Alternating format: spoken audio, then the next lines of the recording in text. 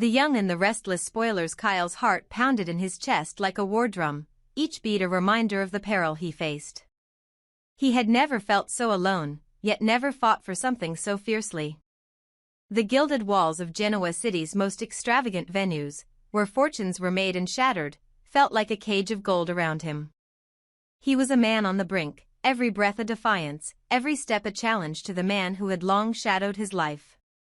Victor Newman's influence was inescapable, a dark tide pulling at Kyle's freedom, suffocating the love he had sworn to protect. Trust had become a rare currency, one he could not afford to spend. From the moment he realized that Victor's protection was nothing more than tyranny, Kyle had vowed to reclaim his life. The enmity that stitched them together was born of Victor's relentless meddling. He had twisted family gatherings into battlegrounds, business dealings into traps, and even the sanctuary of Kyle's relationship into a gauntlet. Every whispered warning Victor offered carried an undertone of command: comply or be broken. And Kyle, proud and determined, refused to bow. Kyle's love, the one bright star in his darkening sky, depended on him.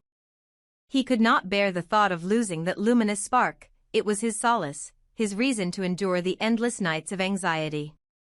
Yet Victor's reach extended even to the tender corners of Kyle's heart. The threat was clear: submit to Victor's designs, or be cast aside. And so Kyle steeled himself, gathering courage like armor, resolved that no blow, verbal or physical, would force him back into submission. But a man fueled by desperation is a volatile thing. The whispers in Kyle's ear had grown fiercer. He should confront Victor, make him pay for his arrogance. The idea ignited a dangerous fire within him. He imagined Victor, smug and imperious, as the architect of Kyle's suffering, and in that vision, Victor deserved to be punished. Still, cooler heads warned against outright assault. No one ever bested Victor Newman without paying a steep price. And yet, the temptation to strike first grew irresistible. Victor justified his actions as safeguarding the family legacy. He often proclaimed, with that steely glint in his eye, that every decision, no matter how harsh, was made to protect those he loved. But the mantle of protector quickly warped into a crown of ice. His iron grip left scars unseen but deeply felt. Family dinners became trials of endurance, and whispered conversations carried the weight of surveillance. Comfort was a distant memory. The tension between them finally reached its boiling point at a party thrown in honor of Nikki Newman's birthday, a celebration meant to illuminate her life's victories but instead set the stage for a confrontation that would leave everyone in its wake forever changed. The ballroom glittered with crystal chandeliers and was awash in the soft glow of candlelight. Guests in their finest attire laughed and danced, oblivious to the storm gathering at the room's periphery. Kyle slipped into the party with practiced ease, his suit impeccably tailored but his mind a tempest.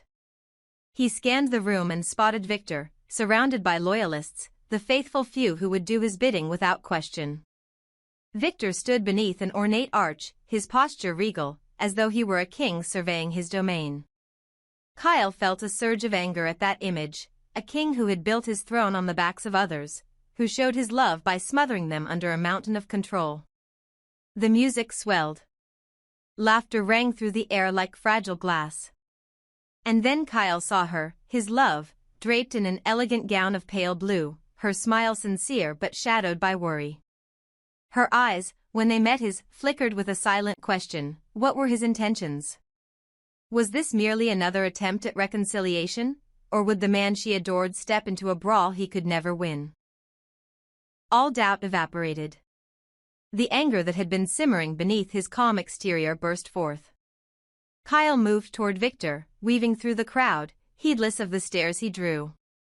A hush fell as he reached the arch, where Victor's entourage parted like the Red Sea before him. Victor's eyes narrowed, assessing the threat. "Kyle," Victor said smoothly, voice carrying above the hush. "I've been expecting you." Kyle stopped a mere arm's length away. "Expecting me? You've been expecting to control me, to ruin my life." "I'm done, Victor." His words rang out like a challenge. Victor's lips curved into a smile, cold, amused, triumphant. You think you can stand against me? I'm doing this for you, for the family. In your mind, protection is domination, Kyle shot back. I won't let you decide my fate. In that moment, the room seemed suspended in time. Then, like a crack of thunder, Victor's guards surged. Four burly men, faces set in stone, advanced on Kyle.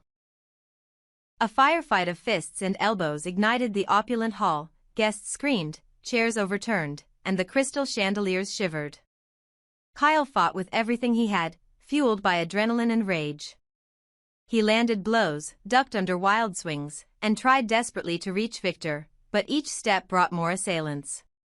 The cacophony was deafening, the crashing of glass, the grunts of combat, the fearful cries of onlookers. And then a shot rang out. Time fractured. The single report of a gunshot echoed, and the world tilted on its axis. Kyle stumbled, hands flying to his side as warmth blossomed beneath his palm.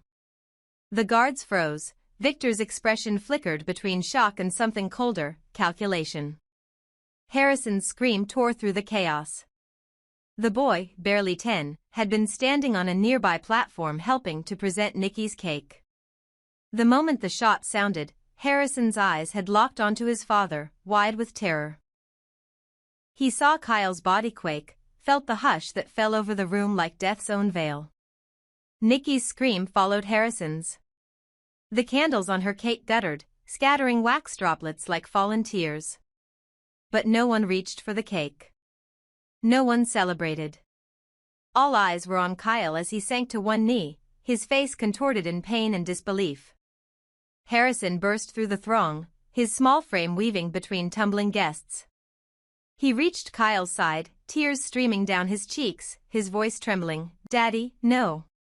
Please don't leave me." Kyle's focus drifted. He saw the boy's face, so much like his own when he was younger, so much hope cut short. He tried to speak, to reassure Harrison, but only a ragged whisper escaped, "Stay back." Harrison, Victor stood at the center of it all, his eyes darting between his wounded nephew and the child who loved him. For a fleeting moment, the veneer of the unassailable patriarch cracked. Then he summoned his presence of iron, pushing forward as others recoiled. "Kyle," Victor said, voice unexpectedly gentle.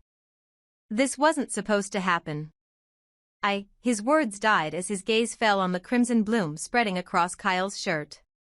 The room seemed to tilt again. Someone called for medics, someone else was dialing a phone, and yet no one moved. No one wanted to look away. The moment demanded witness, the price of power laid bare in a man's blood and a child's tears. The story could end here, a dirge of tragedy sung in Genoa City's grandest hall. Kyle could slip away, leaving his love crushed beneath the weight of grief, Harrison's innocence shattered forever. Victor could stand triumphant in the chaos he'd wrought, only to realize that absolute control cannot halt the arrow of fate. Or perhaps this is a pause, a breath before the world righted itself. Maybe Kyle would survive, the bullet grazing an artery but not his soul. Maybe Harrison's cry would pull him back from the brink, and the family would rally to mend the rift that ego and fear had torn asunder. In saving Kyle, Victor might finally learn that love cannot be enforced, that protection clothed as domination only breeds resentment. The last notes of the party's orchestra clanged in the distance, discordant and hollow. The candles flickered as though they too felt the sorrow of the moment. And in the hush that followed the gunshot, every guest held their breath, waiting for the next note in a story that had become more than a soap opera plot. It was a mirror reflecting the fragility of life, the corrosive touch of power, and the unbreakable bonds of love. In that somber silence, the question remained, would Kyle rise again?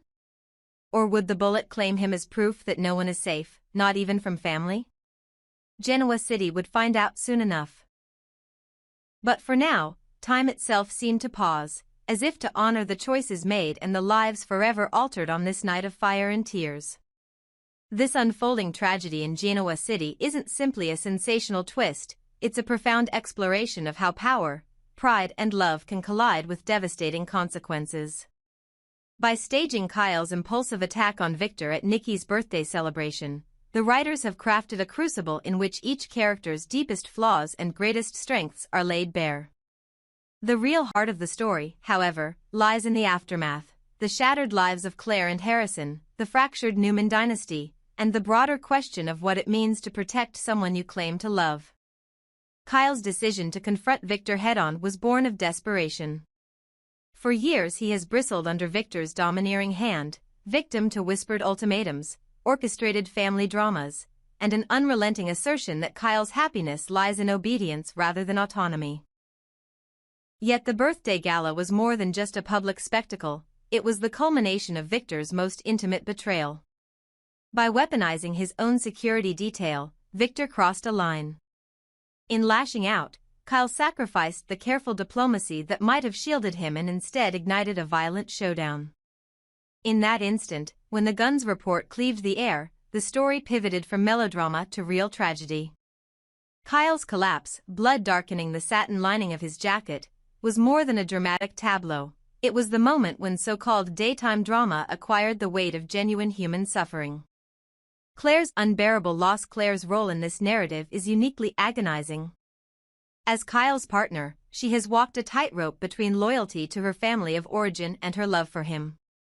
Now, finding herself powerless in the midst of the chaos, she confronts a mother's worst nightmare, watching her partner bleed on a marble floor while a child, her son, cries out in terror.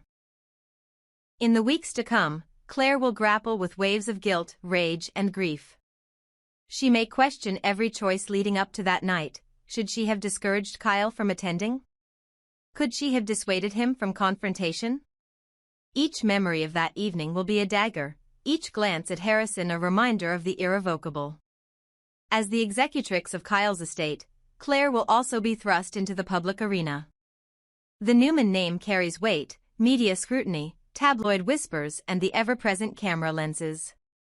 In protecting Harrison, she must also muster the courage to face the court of public opinion, to navigate the legal fallout, and to stand firm against Victor's attempts to control the narrative. This crucible could either forge Claire into an even more formidable force, or consume her under the burdens of grief and responsibility. Harrison's shattered innocence. Of all the casualties in this melee, Harrison suffers the greatest wound. In one heartbeat, the world transformed from one of fairy tale birthdays and family traditions into a nightmarish landscape of violence and blood. The images seared into his mind, the flash of gunmetal, the auditorium's sudden hush, the look of shock on his father's face, will haunt him long after the physical wound has healed. Psychologically, Harrison will likely wrestle with post-traumatic stress. Recurring nightmares, hypervigilance, and sudden panic attacks could become his new reality. Beneath the surface, survivor's guilt may eat away at him. Why did Kyle step forward? Could Harrison have done something, anything, to prevent it? Coupled with the public spectacle of his father's shooting, the boy may feel exposed, as though his pain is on display for Genoa City to judge. Yet within that darkness lies the seed of extraordinary resilience. Children who endure such trauma often develop an acute sense of empathy and a fierce drive to protect others. Harrison could channel his fear into advocacy, becoming a voice for gun violence prevention, or dedicating himself to helping families torn apart by tragedy. If guided with patience and surrounded by genuine support, whether from Claire, family friends, or professional counselors, Harrison might transform his pain into purpose. Victor's reckoning. For Victor Newman, this incident shatters more than just another of his schemes, it ruptures his self-image. He has long believed that his iron grip on those he loves is an expression of care.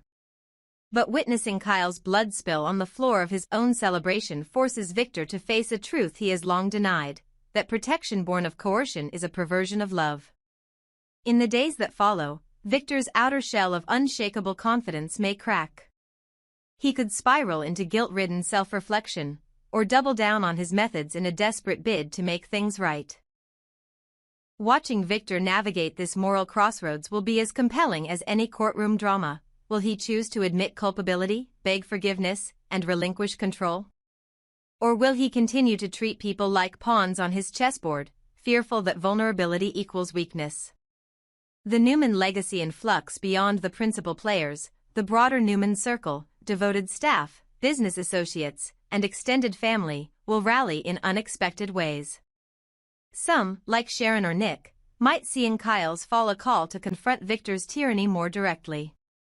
Others, loyal to the patriarchal hierarchy, may distance themselves, seeking favor by reinforcing Victor's narrative that Kyle was reckless, that he brought this on himself. Those shifting alliances will fuel boardroom battles at Newman Enterprises, infusing the corporate arena with personal vendettas. In board meetings, power struggles that once revolved around product launches and market shares will now pivot on loyalty tests, moral judgments, and emotional debts. Genoa City's collective heartache soap opera audiences have long embraced the escapism of larger-than-life plots, yet when a character beloved by many is shot, or potentially killed, the boundary between fiction and reality blurs. Water cooler chatter will brim with speculation. Will Kyle survive? Is this a ratings ploy? Fans will scour social media for clues, dissect every frame of televised teasers, and debate whether showrunners are prepared to lose such a central figure. This groundswell of reaction mirrors the real-world process of communal mourning. Even those who never knew Kyle as a flesh-and-blood person find themselves touched by his story. Potential paths forward should Kyle cling to life. The ensuing arc will focus on healing and reconciliation. Physical rehabilitation could be a backdrop to a deeper emotional journey, father and son relearning trust, Claire and Kyle navigating the fragile terrain of trauma bonds, and Victor forced to stand beside his wounded nephew instead of orchestrating every move. Forgiveness, whether earned or bought, will take center stage, asking viewers to ponder the true meaning of family. Conversely, if Kyle does not survive, the ripple effects will be more somber and sweeping. Harrison would be the living testament to his father's legacy, and Claire might retreat from public life or emerge as a crusader for change. Victor, stripped of his scapegoat, could find himself isolated, a monarch without an heir, a man whose empire rests on grief. His eventual quest for absolution, or revenge, would shape the emotional landscape of Genoa City for years to come.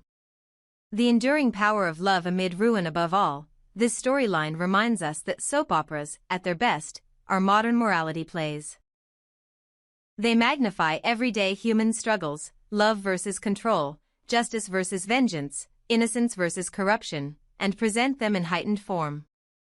In the crucible of Kyle's shooting, viewers confront the fragility of life and the burden of decisions made in rage. For Harrison, the journey ahead is both daunting and full of possibility. In his child's heart lies the raw material for a story of healing, resilience, and, ultimately, hope. Surrounded by characters who must choose between self-interest and compassion, Harrison's fate becomes a canvas on which the show can explore what it truly means to carry on after loss.